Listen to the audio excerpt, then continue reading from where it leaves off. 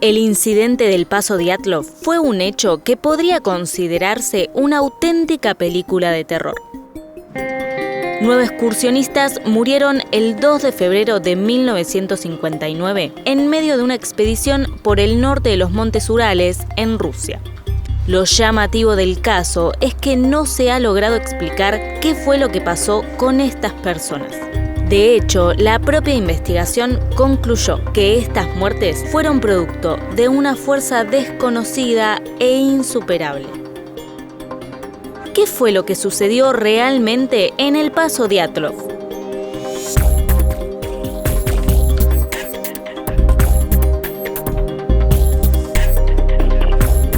El grupo inicialmente estaba formado por 8 hombres y 2 mujeres que buscaban realizar una práctica de esquí de travesía por los Montes Urales. Todos ellos tenían experiencia en expediciones de montaña. Su objetivo era llegar al pico de Otorten, que tiene más de 1000 metros de altura. La ruta que planeaban hacer se estimó como categoría 3 por el nivel de dificultad que presentaba. Así, el 23 de enero de 1959 comenzó la excursión liderada por Igor Dyatlov. Ese día tomaron un tren desde Ekaterimburgo hacia la ciudad de Serov. Al día siguiente se dirigieron a Ivdel y desde ahí viajaron en un camión hasta Visay, el último asentamiento habitado en el que estarían. El 27 de enero comenzaron la marcha hacia Otorten. Al día siguiente, Yuri Yudin se vio obligado a regresar por una lumbalgia que le estaba causando molestias. Los 9 restantes, por su parte, continuaron con el recorrido. El 1 de febrero por la tarde armaron un campamento en la ladera de la Montaña de la Muerte, que se encuentra a 16 kilómetros de Otorten. A partir de ese momento, no se sabe exactamente qué fue lo que pasó con ellos. Si querés apoyar este proyecto, suscríbete a nuestro canal y activa las notificaciones. El grupo tenía planeado regresar a Visay el 12 de febrero. Sin embargo, Dyatlov le había comentado a Yudin que podían demorar más de lo esperado. Luego de que pasaran unos días sin recibir noticias, los familiares de los viajeros pidieron que se realizara un operativo de rescate. Así fue como la policía y las fuerzas del ejército arribaron al lugar el 23 de febrero. Recién 3 días más tarde encontraron el campamento. La carpa estaba rasgada por dentro. Unas huellas marcadas en la nieve los llevaron hacia los bosques cercanos. Allí encontraron los cadáveres de Yuri Krivoniyenko y de Yuri Doroshenko. Ambos estaban en ropa interior y descalzos. En los días posteriores encontraron los cuerpos de Igor Dyatlov, de Zinaida Kalmagurova y de Rustem Slobodin. Al realizarles la autopsia a ellos 5, determinaron que no había lesiones que pudieran haberles causado la muerte, y por eso concluyeron en que habían fallecido por hipotermia. Pero lo más extraño llegó 2 meses más tarde, cuando encontraron al resto de los excursionistas. Se hallaban a 75 metros del lugar en el que habían encontrado los 2 primeros cadáveres. Lo llamativo es que 2 de ellos, Ludmila Dubinina y Semyon Zolotaryov, fueron hallados con fracturas torácicas y con las cuencas de los ojos vacías. A Ludmila, además, le faltaba la lengua. Nikolai Thibeaux-Brignol, por su parte, sufrió graves heridas en el cráneo. Además, se descubrió que algunas de las ropas que llevaban tenían rastros de radioactividad. Sin embargo, la resolución de las autoridades fue que estas muertes estaban relacionadas con una fuerza elemental que los excursionistas no fueron capaces de superar. Así dieron por concluido el caso y solicitaron que sea guardado en un archivo secreto. Esto dio lugar a que rápidamente surgieran múltiples teorías sobre lo que pudo haber pasado con estos excursionistas. Una de las hipótesis fue planteada por Donnie Eichar, un productor de cine que se dedicó a investigar este accidente. Él sostiene que lo que sucedió fue resultado de un infrasonido causado por un fenómeno de viento llamado los remolinos de von Karman. Estos tornados generan un tipo de vibración que no puede ser captada por el oído humano, pero que igual puede tener efectos en su cuerpo y hasta puede generar un miedo irracional en las personas.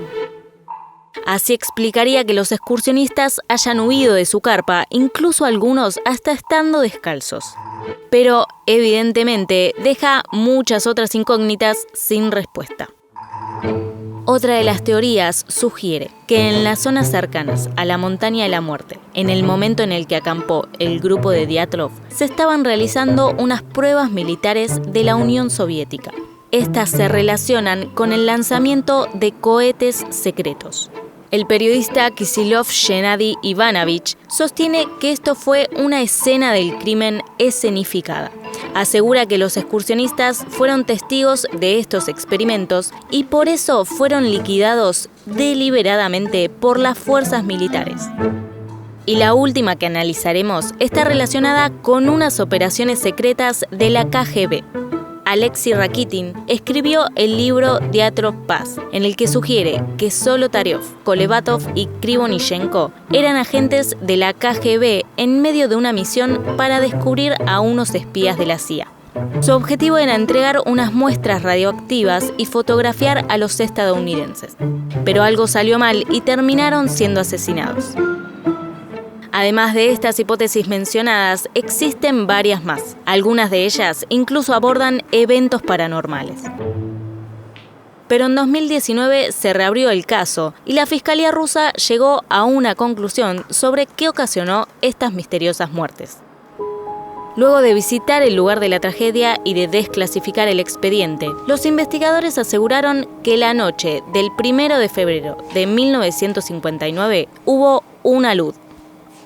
Это очень важный вопрос, характерный для телесных повреждений групп туристов-альпинистов, которые попадают в лавины.